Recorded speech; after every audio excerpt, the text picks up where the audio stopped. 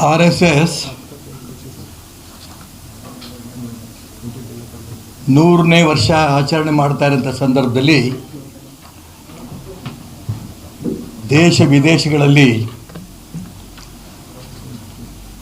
ಅದರ ಪ್ರಾಮಾಣಿಕತೆ ಬಗ್ಗೆ, ಹಿಂದುತ್ವದ ಬಗ್ಗೆ, ರಾಷ್ಟ್ರಭಕ್ತಿಯ ಬಗ್ಗೆ ಸಾಕಷ್ಟು ಪ್ರಶಂಸೆಗಳು ಬರ್ತಾ ಇದೆ.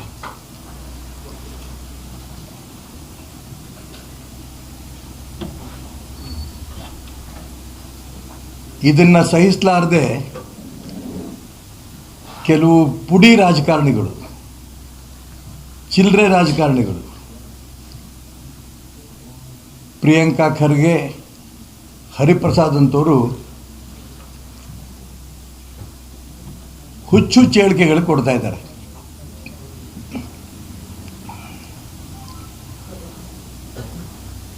ಸೂರ್ಯನ ಮೇಲೆ ಉಗಿದ್ರೆ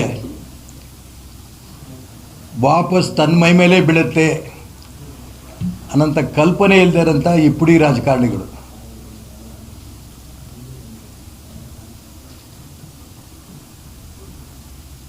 ಆನೆ ಹೋಗ್ತಾ ಇರೋಂಥ ಸಂದರ್ಭದಲ್ಲಿ ನಾಯಿಗಳು ಬೊಗಳಿದ್ರೆ ಏನೂ ಆಗಲ್ಲ.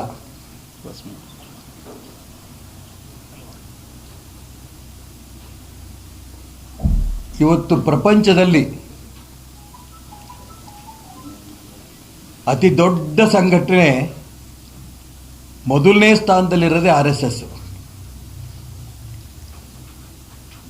ಅದರ ಸಮಾಜ ಸೇವೆ ಇದನ್ನೆಲ್ಲ ಗುರುತಿಸಿ ಕೇವಲ ಹಿಂದೂಸ್ತಾನ್ ಅಲ್ಲ, ಪ್ರಪಂಚದ ಎಲ್ಲ ರಾಷ್ಟ್ರಗಳಲ್ಲೂ ಕೂಡ RSS ಬಗ್ಗೆ ಪ್ರಶಂಸೆ ಬಂದಿರೋದು ನಾವು ಕಾಣ್ತಾ ಇದ್ದೇವೆ.